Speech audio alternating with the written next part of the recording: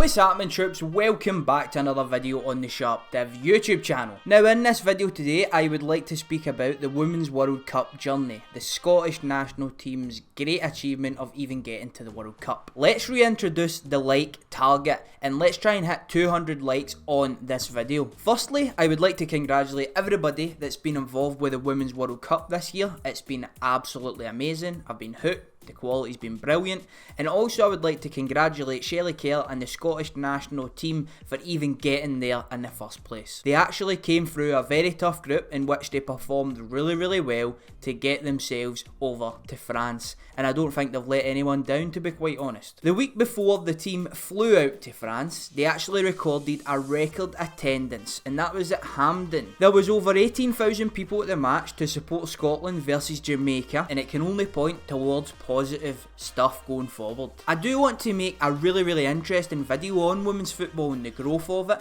so if you know any female footballers out there that you think would be up for coming on and saying a wee bit about how the game has grown and all that sort of stuff, then leave it in the comment section below. So we came through a really tough group, we made our way to France, and in this World Cup it was the first time that VAR was going to be introduced to the women's game, to the Women's World Cup obviously, and it did play a big role, I must say. The first match in Scottish women's history, it was against the old enemy. It was against England, and England fielded a really talented team. But straight away, when looking at the Scottish team, I seen Erin Cuthbert and Kim Little, and for me those two are outstanding. The game started off probably in England's favour, but Scotland were growing into the game quite a lot. And then England were awarded a penalty. I don't know the exact specifics, but I know it is a lot easier to concede a penalty now if the ball hits your hand. So going by the laws of the game, it's a penalty probably to England. But going by logic, it is never a penalty. There's no real intent, therefore there shouldn't be a penalty. But England get the penalty and they slot it away. Scotland go on to have a very dreadful 45 minutes in which England pick up their second goal. But then they go into the second half and they showed the bravery. They came out and they were absolutely top notch. They get a goal back, but it just wasn't enough. It wasn't enough to overturn it, but it was positive and everybody was feeling optimistic going into the second match. Second match comes and again a lot of decisions go against our team. The first one resulting to a goal was clearly onside. The Scottish team went up the field and when the forward pass was played, the striker was at least 5 yards onside and being played on by 2 or 3 of the Japan players. But from this offside decision, Japan go up the field and they get a goal. They then go on to get a VAR penalty with very minimal contact. Scotland pull one back in the second half, but again it's just not enough. Now it is very easy to sit here and just criticise the referees, but obviously the Scottish team could have done better in defending these situations as a whole, so I'm just going to put that out there. But when decisions are gave against you, it gives you that feeling of an injustice, and it definitely puts you against the odds 100%, no matter what anybody says. We've still got 0 points so far, still to pick up our first win in World Cup history, and we go into the third game needing a result. If we win the match, we go through. If Argentina win the match, they go through.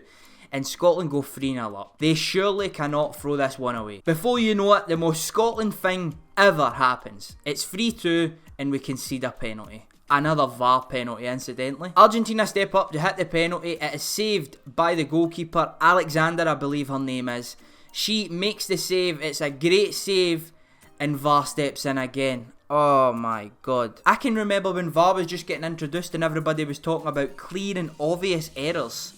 This just clearly wasn't for me, and I still will sit here and defend the goalkeeper in this one. From one angle, she looks like she's making a stride forward, and from the other angle, it looks like she is still on the line when the penalty is taken. But anyway, Argentina get to retake it. Again, this goes down to a new rule, and it's always been a rule really, but I think they're maybe just being a little bit more strict on it now, is that the goalkeeper must be behind the line or just on the line when the ball is actually kicked. For me, it is not clear and obvious.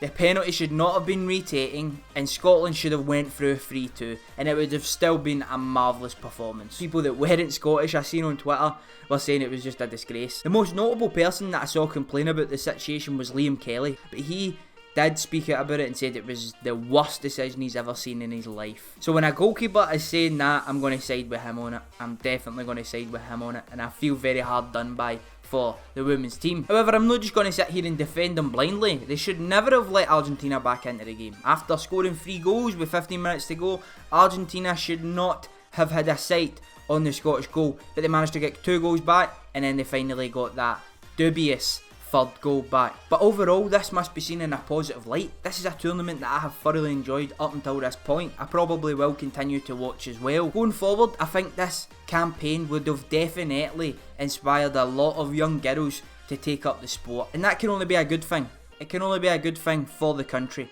So for that, I am very, very proud of everybody involved. Let me know what you think on the decisions that went against Scotland in this tournament. Also, let me know what you think of the new rules that have been enforced going forward. If this happened to your team at club level, how would you feel? But thanks very much for watching. I will see you in the next one, and I'm out. All my weakness keep on lingering.